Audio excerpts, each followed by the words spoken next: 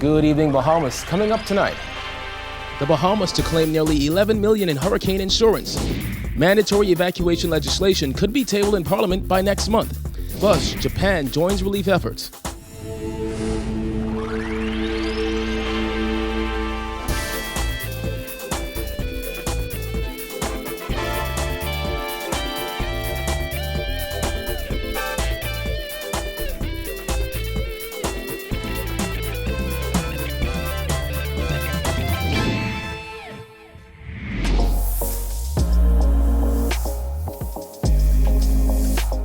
Our news is brought to you by Alive. Welcome to Our News and thanks for joining us. I'm Kyle Joachim. Topping news tonight, the Bahamas is set to receive nearly $11 million from Caribbean Catastrophe Risk Insurance. Over the past 2 years, the government has paid about $5 million to that fund, according to Finance Minister Peter Turnquest, who said $10.9 million seems like a fair figure. Jillian Gray reports. The Deputy Prime Minister said based on assessments, it seems that the hurricane insurance payout is going to be in the millions. The hurricane insurance, so far it's indicated that they're going to give us roughly $10.9 million, which is more or less in line with what we expect based upon the area of loss.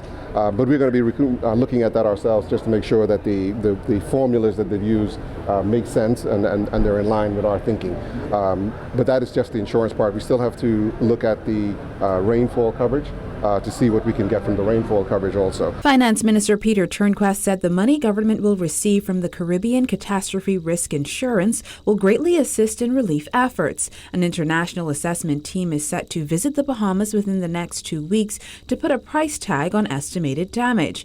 Millions of dollars have poured in from regional partners, international corporate donors, and nonprofit organizations. While he could not say how much has been collected thus far, the finance minister said the funds have not hit $100 million as rumored. We have assigned a certified public accountant to be on that team to make sure that the procedures and processes are fully controlled and that we get accurate reporting so that we can give feedback to all of our donors exactly how their monies were spent. Certainly for the monies that I have collected, I've given that commitment to those donors that we're going to give them a detailed report of everything that we have done with their monies. No money that is collected for donation to the public or for infrastructure is going to incur any kind of deduction or any kind of administrative cost. We want every penny of that to go where it's intended to go. As for disbursement of those funds, the government has formulated a disaster recovery committee. We know that there's going to be tremendous private sector need. There's also going to be commercial sector need in terms of low interest loans, loan guarantees, grants for small businesses to ensure that we get the commercial sector up. So there's going to be a whole combination of incentives and initiatives that we're going to undertake to get these communities back up and going as soon as possible. We recognize that there's some people who have insurance and they're going to be able to take care of their own needs, but there are also a tremendous amount of people who are not going to be able to recover on their own. And so we want to look at how we provide support to them also. Reporting for Our News, I'm Jillian Gray. Well, in light of the utter devastation caused by Hurricane Dorian, the Bahamas Insurance Association expects to pay out $500 million in claims. During a news conference today, the association also warned that insurance premiums for homeowners may increase. Georgia Bain has that. According to members of the Bahamas Insurance Association, it could cost some $500 million to repair homes left damaged by Hurricane Dorian. And with assessments already underway, they're hoping to start paying out claims by this week. According to Timmy Ingram of Summit Insurance Company, the figure is based on the $400 million loss incurred by the insurance industry after Hurricane Matthew. However, Patrick Ward of Bahamas First General Insurance feels that the $500 million figure may be a bit conservative. There's no question that the significance of damage in Abaco and Grand Bahama is going to be significantly more than would have been the case in any storm. With the death toll expected to continue to rise, as well as the number of reported missing persons, Glenn Ritchie, who is the president of Family Guardian Insurance, said that the normal procedures in collecting a life insurance policy will be relaxed. Some of the requirements that were a normal part of the cost of a death claim, those things are going to be relaxed or revised in terms of certain requirements not being required. So like, let's say waiting a 7-year period and so forth. We are cognizant of the fact that, some of the papers and some of the identification documents would be lost. So those are the avenues where, when we work with the reinsurers, we waive those and we find some other means to satisfy ourselves, satisfy the reinsurers that, these are legitimate claims. So once payments are completed for Hurricane Dorian, insurance professionals say there could be an increase in premiums for homeowners. We're going to have more frequent, more severe storms, which by implication means more costly storms, and find a way to make it work. The current business model needs to be amended in some ways to make sure that we find a solution that is ultimately going to be to the mutual benefit of our clients, and at the same time gives us a reasonable prospect of staying in business. The BIA estimates that 75% of customers are underinsured and 50% of Bahamians aren't insured at all. Reporting for R News, I'm Georgie O'Bain. Attorney General Carl Bethel revealed today that government has drafted amendments to the Disaster Preparedness Act, which will pave the way for mandatory evacuation legislation. That's expected to be tabled in the House of Assembly in October. We did an initial draft, and there were some constitutional concerns, but we believe that the draft we now have at hand, subsequent to the hurricane, has been crafted to avoid any constitutional entanglements. The proposed legislation would allow the Prime Minister, through NEMA, to declare mandatory evacuations based on the threat of disaster in the specific area. Bethel said they are also considering including an amendment that addresses releasing false statements that incite public fear. There have been any number of manifestly false publications on social or other media, and we as a people really cannot have a situation where, in the name of free speech, people are free to invent stories, in our view, in some cases maliciously, in order to create fear, public hysteria, public concern. Well, as the death toll from Hurricane Dorian creeped to at least 50 people, an Abaco pastor who lost his home, his church, and 3 congregants, including an infant, says he will not give up on the place he has called home for nearly all his life. Jasmine Brown has his story. This is all that remains of Mount Olive Church of God Church in Marsh Harbor, Abaco. Shredded ceiling tiles, overturned pews, overturned chairs, and a lone guitar that once uplifted congregant spirit now sits covered in mud surrounded by debris. It's a scene that brings tears to the eyes of Pastor Presner Wesley, who says life as they know it in Abaco is gone. The Marsh Harbor area is totally destroyed.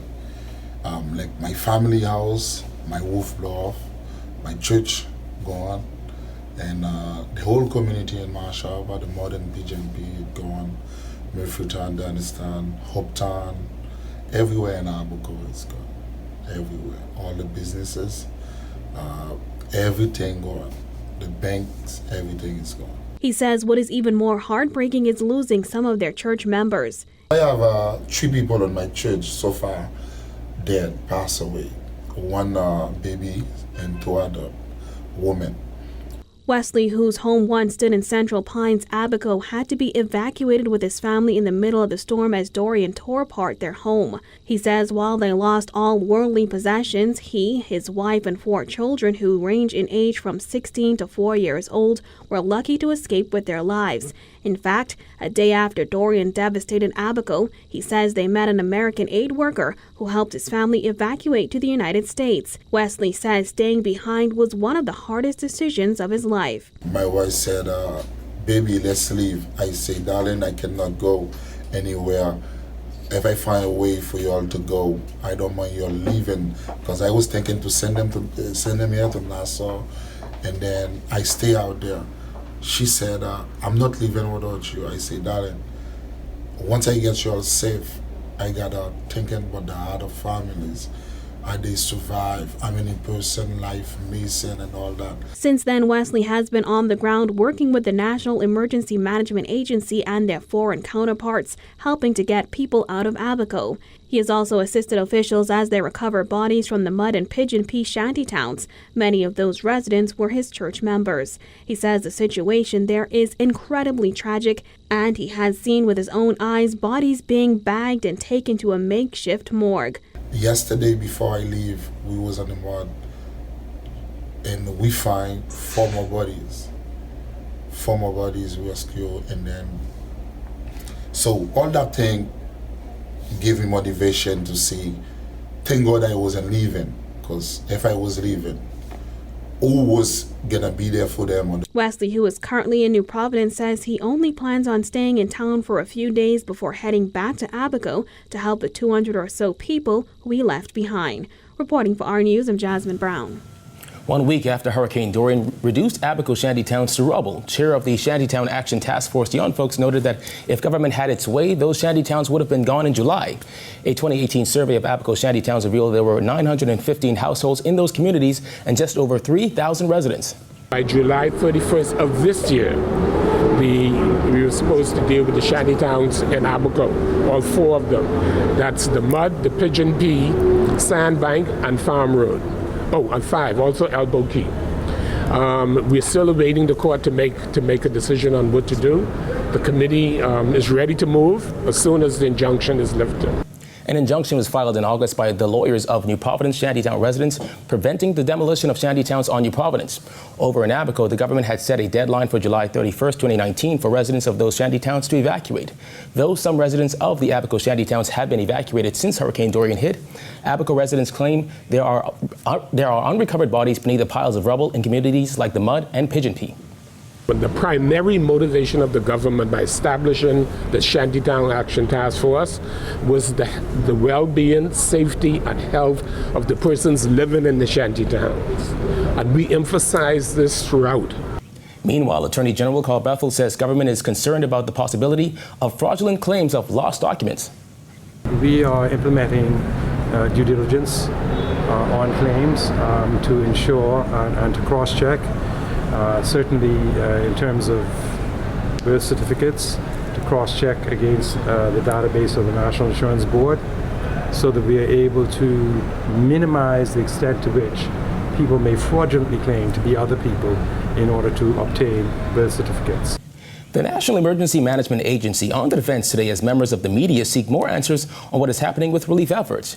During a press conference, NEMA's spokesperson Carl Smith tried to shoot down rumors while giving an update on relief plans. It is of no assistance to us when rumors that are not substantiated fly about. We must keep a clear and stable head. A tough time for NEMA spokesperson Carl Smith during their daily press conference, where reporters raised questions about many issues like housing for the displaced and how government is handling those with no status in the Bahamas, as well as whether government would seek to repatriate any of these individuals. The immigration policies with respect to United States and Canada or any other country, as far as Bahamas government is concerned, have not changed. In this time of crisis, the government, as I'm aware of, is not doing repatriation of persons who might have been affected by the storm. There have been concerns over the handling of Bahamians who do not have a U.S. visa and their wishes to go to the U.S. Then there's the death toll. With many accounts of bodies being just about everywhere in the Marsh Harbor area of Abaco, the public has begun to question the death toll released by government. Smith sought to clarify why the count remains at only 50. The official death toll comes from the police. The information to date is that there are 50 persons officially declared dead. We expect that there will be more. But, we have to be responsible, respectful, and follow proper procedures. Concerns were also raised about survivors and whether NEMA has a list of those who made it through the storm. According to Smith, that list is at the Department of Social Services. The NEMA spokesperson also addressed the criticism from those who wish to see more done by NEMA on Grand Bahama and Abaco. Persons who are on the ground, who may have a face or a name, they are representing NEMA. So there's no such thing as the government not being on the ground. The press conference was also an opportunity for non-governmental organizations to give an update on their operations. Students and just volunteers from everywhere just helping us out. So we have our distribution centers going on down to NPCC and doing a great job down there with all the donations coming in and all the goods, we're packaging them up. We have 30 planes that have been going in and out and just in circles, over 100 boats. We have a water plant that Rotary built 10 years ago just for disasters. The moment that we physically could get to the water plant, Mike Stafford, a Rotarian in Freeport, whose house was completely flooded, and he had to move somewhere else. But as soon as he could, he left there to go to open the water plant, and we've been producing 6,000 gallons of water a day. Still to come, qualifying evacuees to receive unemployment benefits. Plus, the PLP calls for government to place an emphasis on the mental health of storm survivors. Stay tuned.